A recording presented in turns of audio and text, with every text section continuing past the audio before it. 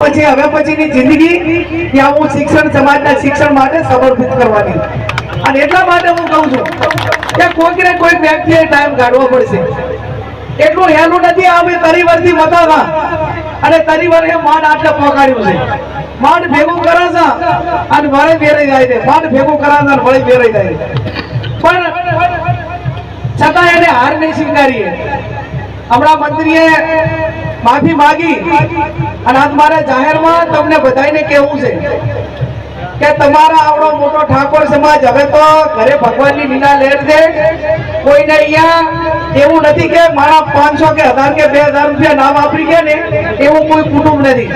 તો આજે તમારી સોડિયાને સમૂહ લગ્ન માટે તમારે બીજે ફાળો લેવા આવવો પડે. આજે તમારી દીકરીઓને પરણાવવા હોય તો પત્રિકામાં પહેલા નંબરમાં બીજાનું નામ લખવું પડે. આ તમારી હજી મજબૂરી છે. આ મજબૂરી છે તમારી કે લીટા માયના બારા નીકળો. આ તમારે સમાજે 50 લાખ રૂપિયા આલ્યા કે 50,000 રૂપિયા ના લો તો તમારું જીવ લંગર લૂંટી દેવાની હતી. પણ એ લીટા માંથી નીકળતા નથી. અને આજે એવું નક્કી કરો કે આજથી 10 વર્ષ પહેલા મેં અમદુદીને કીધું કે 10 વર્ષ પહેલા સમૂહ લગ્ન એ સદારામ દોલતરામ બાપુના અધ્યક્ષસ્થાને થતા હતા. ભાઈ કોઈ આગેવાનનું નામ નતું લખાતું અને નતું લખાતું એટલે હમથી હેડતું હતું. એવો ને એવો સમય લાવો. રાજકીય માણસોને જે રાજકારણ કરવું હોય કરે, પણ સમાજના પ્રસંગ હોય, ધાર્મિક પ્રસંગ હોય, એટલાને નાનામાં નાના સમાજ, ગરીબ સમાજો હોય ને એ કોઈના ધમણવાર કે પત્રિકામાં નામ લખતા નથી. અરે આમ તો આપણે એમ કે ક્ષત્રિય કહેવાય, ઠાકોર સમાજ કહેવાય, ધારાસભ્ય કહેવાય. તમે એમના વગર, તમને એમના વગર બીજા વગર ચાલતું નથી. અને ઈરાઈ અમને અમતું આમંત્રણ હાલવા માટે તૈયાર નથી.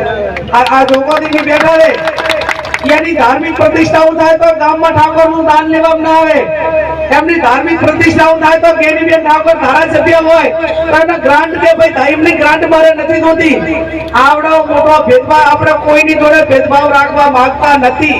પણ હવે જે રાખે છે એની સામે ભેદભાવ રાખવાનો છે. રાખવાનો ને રાખવાનો.